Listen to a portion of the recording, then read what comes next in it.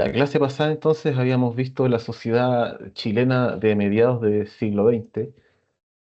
Como contexto, ¿no es cierto? Vamos a tener gobiernos populistas como de Carlos Ibáñez del Campo, vamos a tener un gobierno de derecha como es Jorge Alessandri, un gobierno de centro como es el caso de Eduardo Frei Montalva y un gobierno de izquierda que va a ser el de Salvador Allende. Las políticas de esta época van a estar orientadas a un crecimiento urbano a pasos agigantados, mayor industrialización, mayor además crecimiento de la industria nacional, una política, ¿no es cierto?, de sustituciones de industrialización por sustitución de importaciones, el famoso modelo ISI, ¿no es cierto?, que surge, va a empezar, ¿no es cierto?, en la década del 30 y se va a prolongar hasta principios de la década del 70. Eh, la sociedad chilena, ¿no es cierto?, de mediados del siglo XX se va a ver marcada principalmente por la alta desigualdad social y económica y por las condiciones de vida, ¿no es cierto?, deplorables en los sectores más populares. Quienes no van a tener acceso a una vivienda digna, el acceso a la salud, el agua, ¿no es cierto? Estos servicios básicos va a ser limitado y en otros casos no va a existir. Y un trabajo que es remunerado indignamente. La principal población chilena en esa época va a vivir en lo que se va a conocer como las poblaciones callampa, ¿ya? Que son, ¿no es cierto?, poblaciones que se van a localizar en la periferia de la ciudad, que es donde van a llegar a vivir principalmente estas personas que emigran desde el campo. Eh, Otra razón que va a marcar esta sociedad chilena de mediados del siglo XX va a ser la migración del campo a la ciudad, como bien mencionábamos, provocada principalmente por una crisis, ¿no es cierto?, agrícola, eh, ya porque en el campo el trabajo se va a empezar a modernizar, entonces un trabajo que demanda mucha mano de obra ahora puede ser reemplazada por máquinas, ¿ya? Y además las grandes ciudades empiezan a crecer y eso le genera cierta atracción de oportunidades para esta mano de obra que queda desempleada. Las consecuencias, bueno, algunas que las pagamos hasta el día de hoy, como el crecimiento desordenado de las ciudades, se forman poblaciones callampas, ¿no es cierto? Que son poblaciones que van a formarse en la periferia, todas estas tomas de terreno, ¿ya? Van a haber mayores demandas por acceder a servicios básicos como la salud, la educación, y esas van a ser las principales consecuencias de esta época. ¿No es cierto? Vamos a ver también que el Estado de Chile, ya a partir de la década del 60, va a tener, ¿no es cierto?, un rol más activo eh, en el afán por reducir la desigualdad e integrar a estos sectores más bajos a las políticas estatales, ¿no es cierto? Ya sea a nivel de vivienda, de educación. Nosotros vamos a encontrar que en la década del 70, en el gobierno de la Unidad Popular de Salvador Allende, por ejemplo, va a existir la política del medio litro de leche por niño en las escuelas, atacando un problema de ese entonces que era el tema de la desnutrición, ¿ya? Entonces, pues, ese desayuno que probablemente en la casa no se le podía otorgar a un niño, se lo iba a dar el colegio, ¿ya? Eh, ya. Antes de avanzar al tema de dictadura militar, ¿existe alguna duda respecto al contenido de sociedad chilena de mediados del siglo XX?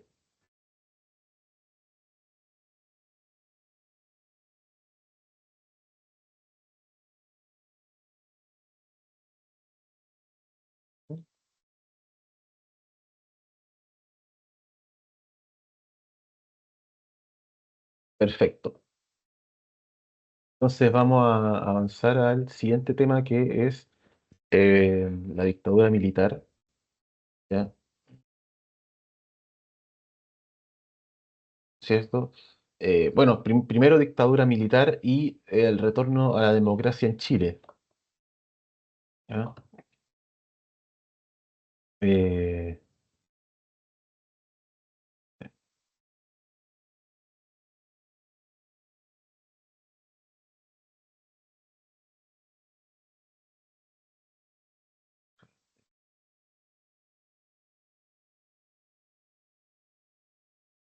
eh,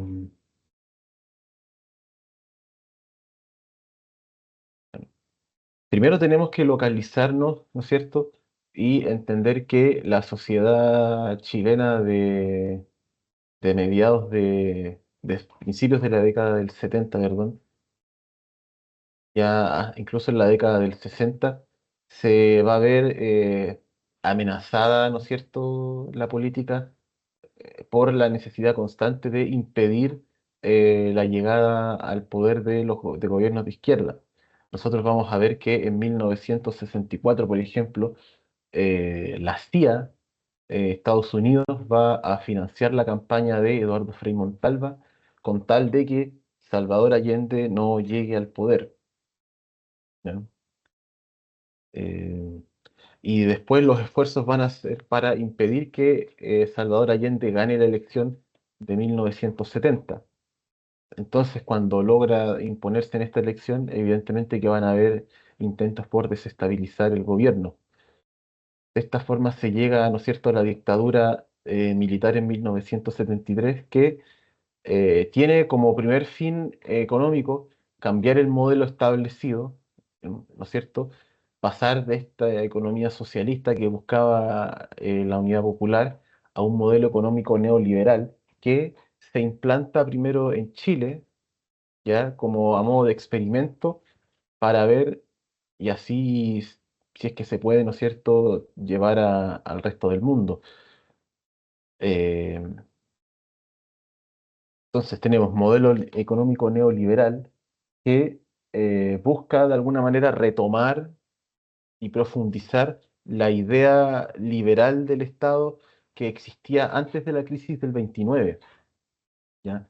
Esta idea de un Estado pequeño que le cede la iniciativa a los privados. ¿Ya? Aquí van a ser importante el rol de los Chicago Boys, que son un grupo de economistas chilenos que en Chile estudiaron en su mayoría en la Universidad Católica, algunos otros pocos en la Universidad de Chile, y que en Estados Unidos se van a formar en la Universidad de Chicago, de ahí el nombre. Y ahí, de la mano de un economista en Estados Unidos, que es Milton Friedman, van a desarrollar esta idea del modelo neoliberal, este modelo económico que, eh, tal como dice más abajo, le va a poner fin al modelo de sustitución de importaciones, ¿ya?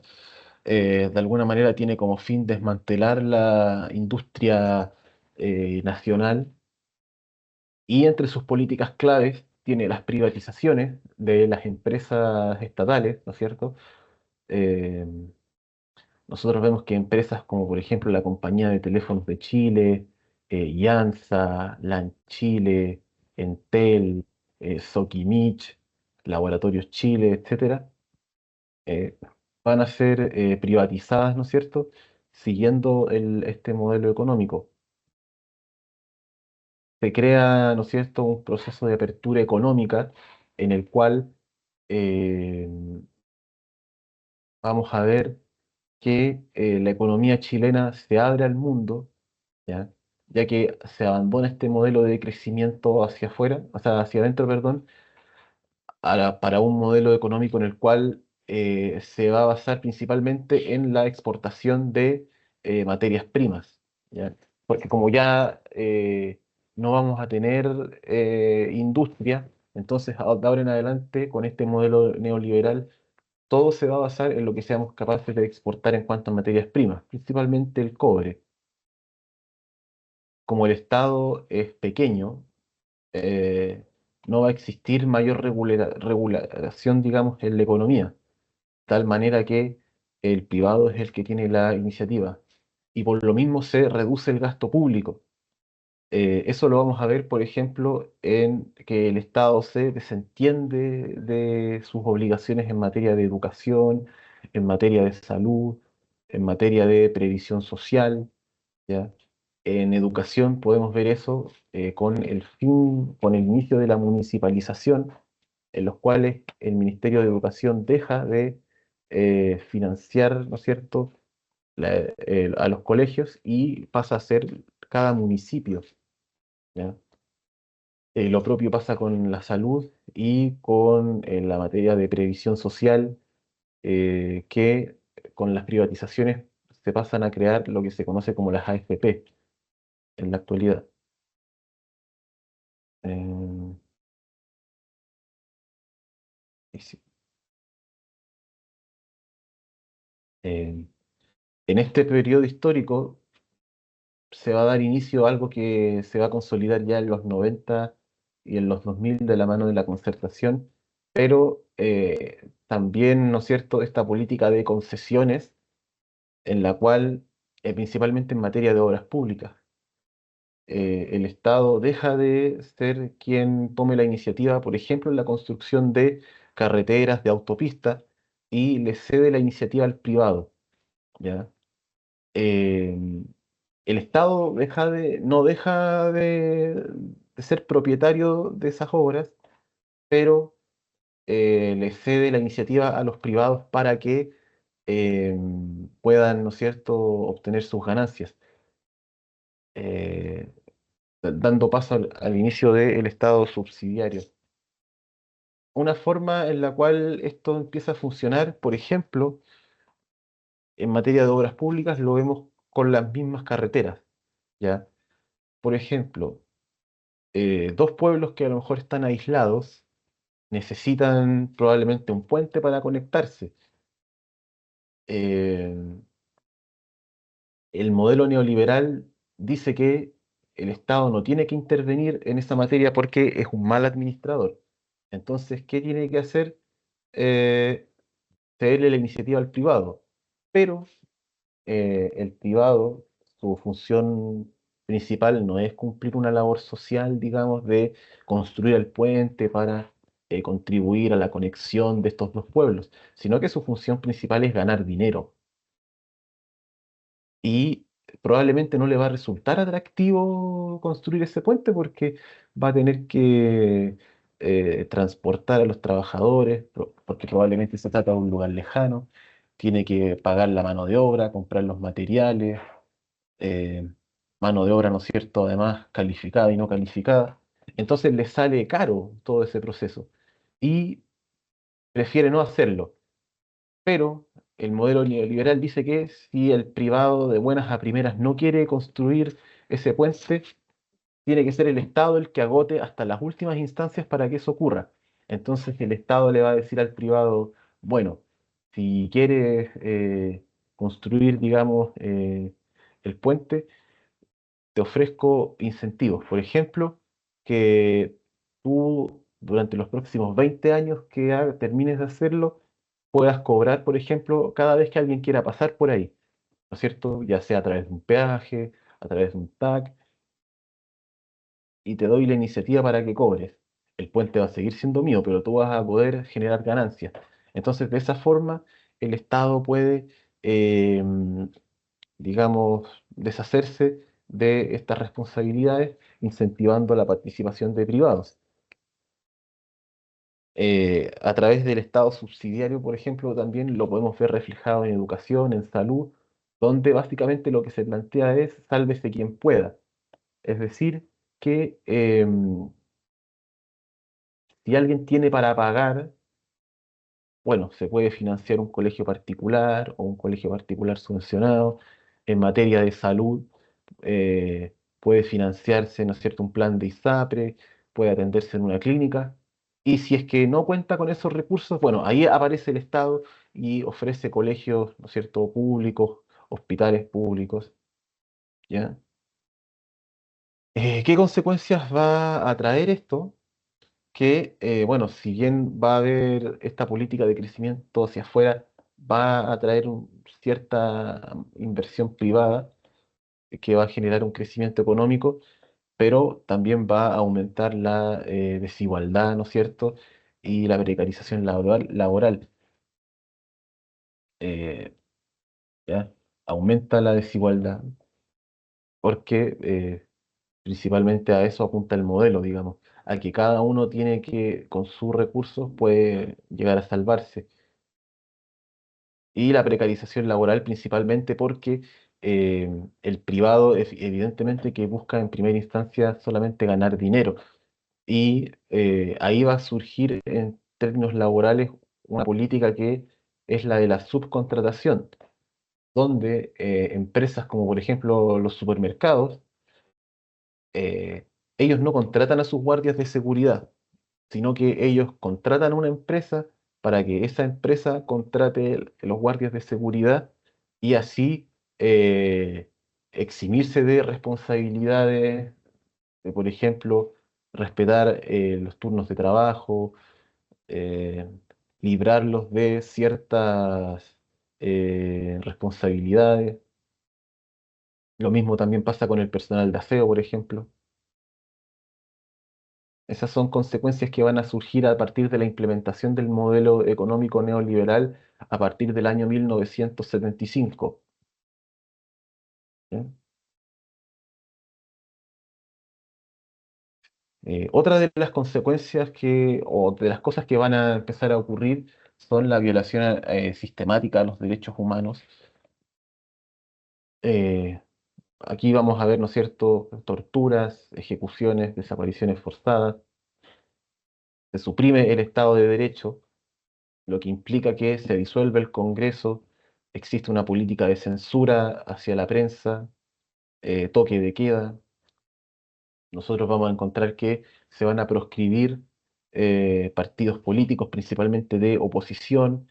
Va a exigir cierta tolerancia con partidos políticos afines a la dictadura, pero esa va a ser la política, digamos, a partir de esta época.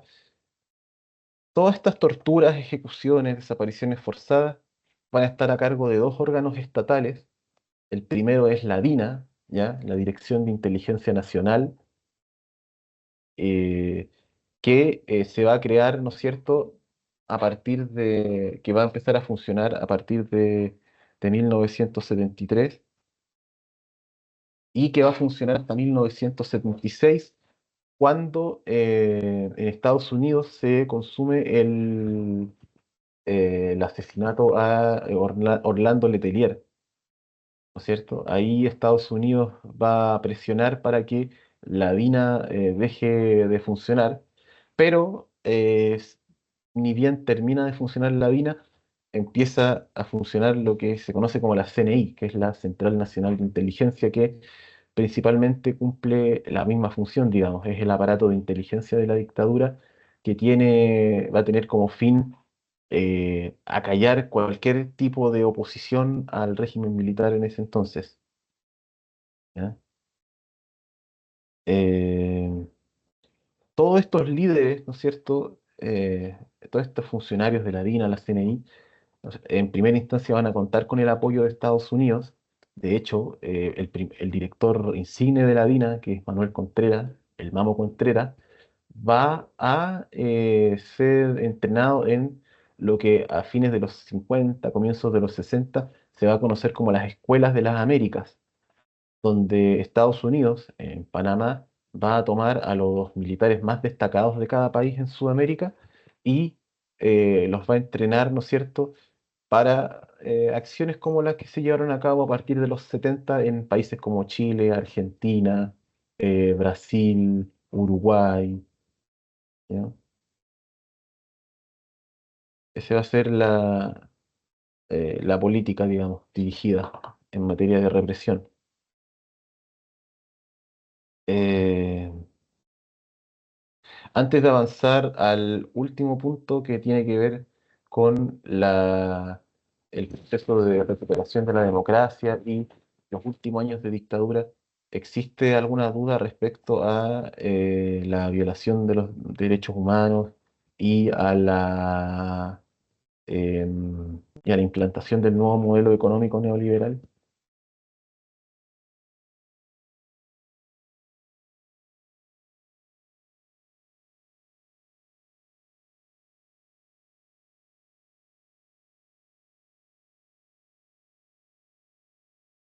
Ah, perfecto, claro, ya, perfecto, ya.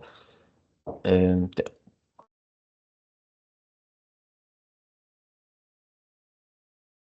El principio del fin de la dictadura, bueno, primero tenemos que entender que cuando empieza la dictadura, una de las primeras cosas que se hace en materia política, aparte de disolver el Congreso, proscribir partidos políticos de oposición, va a ser eh, derogar la Constitución de 1925, porque los militares y la derecha entendían que era lo que había causado en parte la crisis, la cual los había llevado a hacer el golpe de Estado. Entonces derogan la Constitución de 1925 y se proponen redactar una nueva Constitución, ¿ya? Eh, a cargo de la Comisión Ortúzar, que va a ser la Constitución de 1980, que es la Constitución vigente hasta el día de hoy. La Constitución de 1980 le da de alguna manera un barniz legal, un respaldo legal a todas las prácticas políticas eh, y económicas que la dictadura respaldaba. Tenemos, por un lado, dos aristas en la Constitución de 1980, dos caras, por así decirlo. Por un lado, la parte política, que está creada para respaldar el orden, y la parte económica, la orientación neoliberal del Estado, que como dijimos anteriormente, a partir de acá lo que se hace es respaldar este modelo neoliberal, que en pocas palabras lo que proponen es decir, cada uno se rasca con sus propias uñas, por así decirlo. ¿Ya? Entonces, el que tenga para pagar, bueno, le financia a sus hijos el colegio particular, se va a atender en el sistema privado de salud, y el que no, bueno, ahí aparecerá el Estado para socorrerlo. Y la idea también de la gente que redacta esta Constitución de 1980 es que el orden político de la dictadura se prolongara por los años, incluso aunque ellos no estuvieran en el poder. ¿Qué van a hacer para eso? Van a imponer un sistema binominal en el cual se supone que solamente se va a reconocer a dos sectores políticos, ¿ya? Y poner altas trabas para que partidos políticos más pequeños participen de la política, sistema binominal, senadores designados, eh, en el cual, eh, si bien van a haber un grupo de senadores, la mayoría electos democráticamente, pero van a haber algunos que serán designados. Por ejemplo, cada rama de las Fuerzas Armadas, el Ejército, la Armada, la Fuerza Aérea, Carabineros, va a tener un representante en el Senado. Van a haber también senadores vitalicios, el- un cargo que fue creado especialmente para que Augusto Pinochet, cuando dejara el poder y cuando abandonara el ejército, siguiera influyendo su poder desde el Congreso, él directamente, y además un quórum de dos tercios para hacer reformas, eh, de tal manera que costara mucho cambiar algún punto de la Constitución. Afortunadamente esos cuatro puntos ya no existen, pero lo que se mantiene vigente de la Constitución de 1980 es la orientación neoliberal del Estado, como dijimos. En qué momento, dicho esto, en qué momento empieza a derrumbarse el régimen? Primero, a través de la crisis económica de 1982, la cual va a dejar índices de cesantía cercanos al 20%, en la cual la moneda, ¿no es cierto?, el peso chileno se va a devaluar, el dólar se va a disparar, crece la cesantía, el endeudamiento, y eso va a generar un descontento en la gente que a partir del año 1983 va a empezar a salir a las calles a manifestarse en contra de la dictadura, quien no va a saber responder de alguna manera a la crisis económica, no va a saber de alguna manera contentar a la gente. Tenemos también la presión internacional, ¿ya? nosotros que habíamos dicho que Estados Unidos, que había sido el principal sostenedor de la dictadura en sus principios y quienes organizan el golpe de Estado, ya en la década de los 80, como se dice, le van a soltar la mano a Pinochet, porque una de las razones por la cual ellos lo habían apoyado era para que evitar otra Cuba en el sur, evitar la influencia de la Unión Soviética. El tema es que en los 80 ya la Unión Soviética estaba por desaparecer, entonces ya no existía esa amenaza del comunismo, por lo cual dejaron ya de apoyar las dictaduras en Latinoamérica. Ante esa presión internacional, ¿no es cierto? Se va a dar, se van a ir rearticulando partidos políticos de oposición y se va a desarrollar, ¿no es cierto?, el plebiscito de 1988, tal como va a generarse en la Constitución de 1980. ¿Eh? La Constitución de 1980, ¿no es cierto?, determina que en 1988 se va a desarrollar un plebiscito para determinar la continuidad del dictador. Para eso van a existir dos opciones, la opción sí y la opción no. Si ganaba la opción sí, Pinochet iba a seguir en el poder 8 años más a partir de 1989. Es decir, seguía en el poder hasta 1997. Y si ganaba la opción no, se debían desarrollar elecciones libres en 1989. ¿Eh? Entonces, ¿no es cierto? Va a ser la opción, digamos, que se imponga en esta época y va a dar paso al inicio de la recuperación de la democracia o transición hacia la democracia, como le van a conocer algunos. Eh,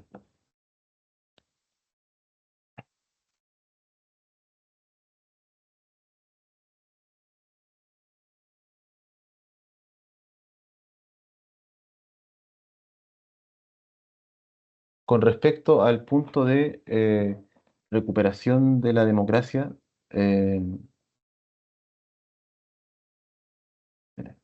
¿existe algún tipo de duda sobre los factores que inciden en este proceso de recuperación de la democracia?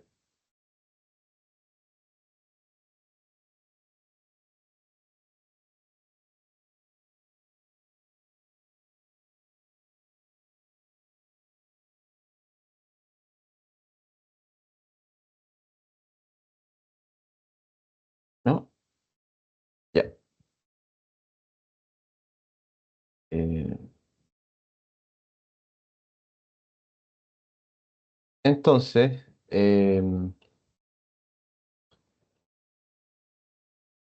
vamos a hacer un repaso antes de cerrar esta sesión.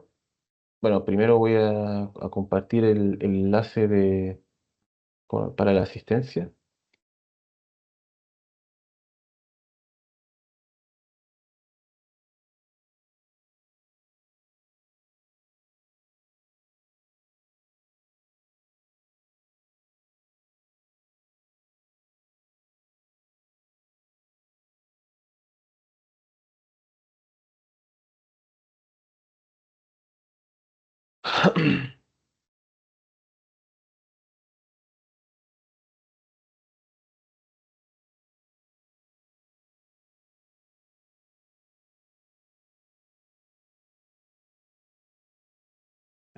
Siete.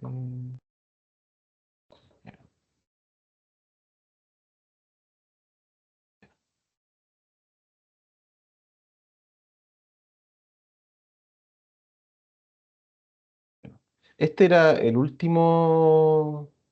eh, Esta es la última parte respecto al tema de la segunda mitad del siglo XX y el nuevo orden internacional después de la Segunda Guerra Mundial en Europa, América y Chile.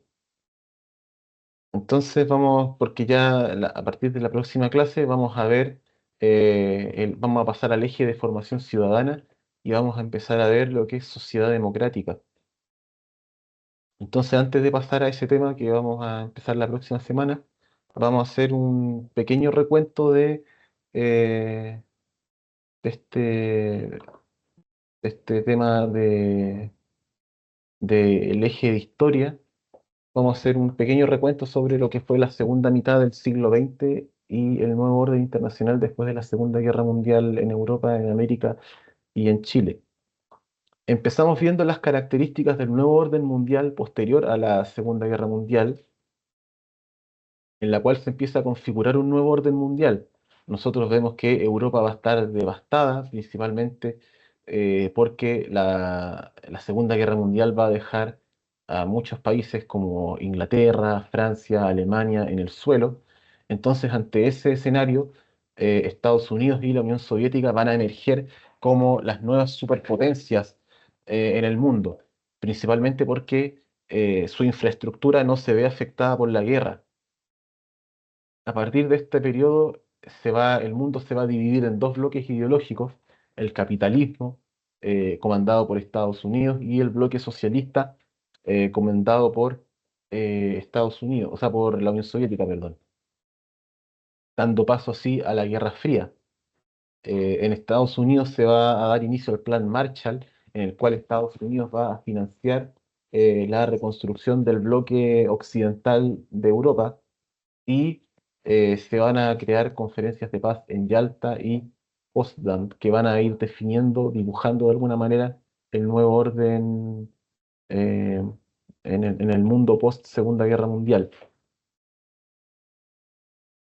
A partir del término de la Segunda Guerra Mundial se va a llevar a cabo un proceso de descolonización. Entra en crisis este sistema colonial europeo, ¿ya? En casos como la India, en África, en la década de los 50 y 60, y el sudeste asiático. ¿Qué factores llevan a este proceso de descolonización? Es que las potencias quedan debilitadas, terminada la Segunda Guerra Mundial, entonces ya no tienen cómo seguir manteniendo estas colonias. Además, se crea un nuevo marco regulatorio internacional con la fundación de la ONU, que es la Organización de las Naciones Unidas en 1945. La ONU va a reemplazar lo que antes era la Liga de las Naciones, ¿ya? Recordemos que la Liga de las Naciones surge al término de la Primera Guerra Mundial para evitar que un conflicto así volviera a repetirse. Se proclaman también los derechos humanos ya en el año 1948, para que crímenes como el Holocausto judío, eh, por ejemplo, o el lanzamiento de las bombas atómicas no volvieran a ocurrir. Entonces la ONU lo que va a hacer es promover la paz, y la cooperación y los derechos humanos, entendiendo que después de la Segunda Guerra Mundial entendieron que si los países no se unían, era muy probable que un conflicto así volviera a ocurrir, porque los países por sí mismos no iban a poder funcionar.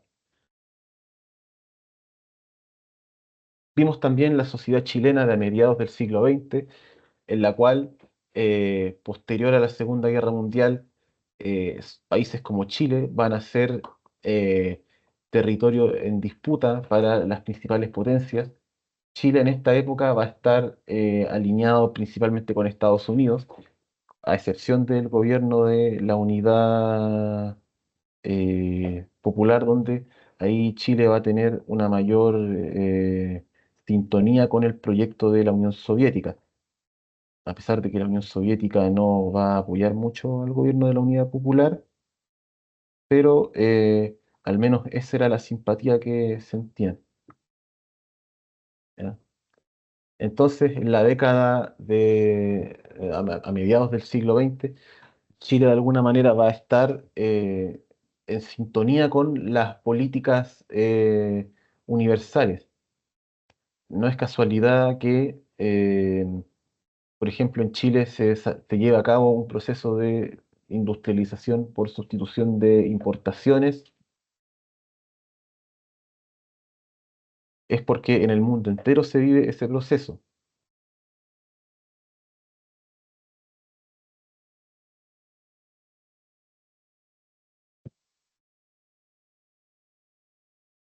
Eso es lo que va a ocurrir en Chile. Y se va a ir produciendo también un proceso eh, de migración, ¿no es cierto?, del campo a la ciudad, que va a, ¿no es cierto?, a hacer crecer el descontento porque la gente que llega del campo a la ciudad lo hace en busca de mejores oportunidades. Y el hecho de que eso no ocurra le va a generar cierto ruido y se van a empezar a levantar movimientos sociales que lo que van a hacer es luchar por mejor acceso a la educación, acceso a la salud, a la vivienda, ¿no es cierto? Mejores condiciones laborales y va a dar paso para que eso también lo recoja la política. De hecho, el gobierno de la Unidad Popular de alguna manera se va a encargar de eso, de eh, ser la voz de la clase trabajadora.